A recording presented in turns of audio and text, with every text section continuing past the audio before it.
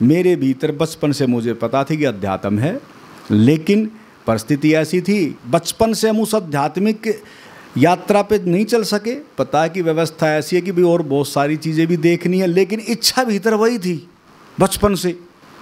लेकिन धीरे धीरे व्यवस्थाओं के साथ हम भी जो है सामंजस्य किया, और सामंजस्य करना इसलिए ज़रूरी है क्योंकि हमें शरीर का भी ख्याल रखना है और मन का भी ख्याल रखना है।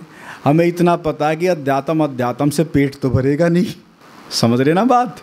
तो इसलिए आध्यात्मिक अगर इच्छा कामना भी है तो मन इतना विकसित, क्योंकि चेतना तो विकसित ही होकर आ रही है, तो इतनी समझ है कि भाई पेट बिगड़ कर्म के तो भरेगा नहीं, काम तो करना पड़ेगा, कर्म तो करना पड़ेगा, सीधा सा मतलब है। इसलिए कर्म करना ही है, भले आपके मुताबिक नहीं है काम हो रहा, लेकिन अगर करना पड़ रहा है तो फिर जब करना ही पड़ रहा है तो फिर करो। और करो तो फिर कैसे करो?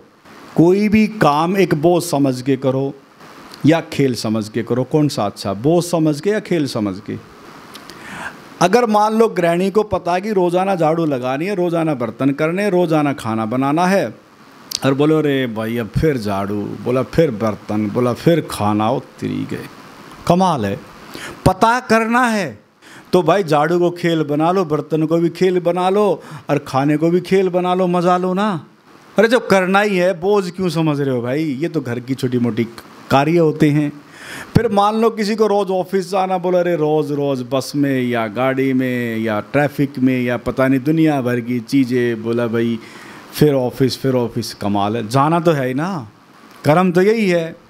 तो उसको फिर आप खेल बनाओ ना, मज़े के साथ करो। अब क्या हुआ कि मुझे पता है कि मेरी व्यवस्था थी आध्यात्मिक, लेकिन मुझे पूरे बिजनेस को देखना था, पूरी व्यवस्था को देखना था। तो मैंने वो जो काम भी किया ना, इतने आनंद के साथ किया, इतने मज़े के साथ किया। आपको सही बताऊंगा, मैं प्रैक्टिकल आदमी हूँ आपके सामने। इतना मज़े के साथ वह काम किया कि कुदरत और प्रकृति ने इतनी जल्दी व्यवस्था की। और देखो उदाहरण हूँ मैं, ऐसा नहीं है, रेयर मिलते हैं उदाहरण। 5,000 रुपये से बिजनेस शुरू किया, 5 ही हज़ार थे, कब? 96 में, तब काम शुरू किया। और कमाल है कि इतनी जल्दी कुदरत और प्रकृति ने इतना साथ दिया, इतना साथ दिया कि इतनी जल्दी अरेंजमेंट होता चला गया मेरे चारों तरफ कि बिजनेस जो है वो बढ़ता गया, और मैं इतनी जल्दी फ्री हो गया। बताओ, मैं देखा जाए तो 27-28 साल की उम्र में तो मैं फ्री हो गया। 23 साल की उम्र में काम शुरू किया, थोड़े टाइम में मैं फ्री हो गया। और फिर उस फ्री होने के साथ साथ मैंने देखा कि भाई ये अध्यात्म भी, अब जो मेरी इच्छा थी उसको भी देख लेते हैं क्या चीज़ है। और इतनी जल्दी कुदरत ने उसमें भी साथ दिया, कमाल है। 34 साल की उम्र में घटना घट गई, कमाल है।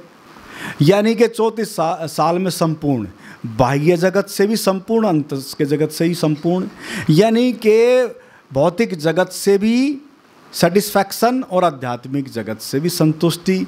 और जब तक संतुष्टि नहीं होगी तब तक तृप्ति और आनंद और प्रेम और शांति आपके जीवन में नहीं आएगी।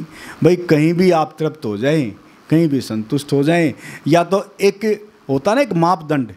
अब जीवन के मापदंड का नहीं पता, कुछ लोग नहीं होते तृप्त।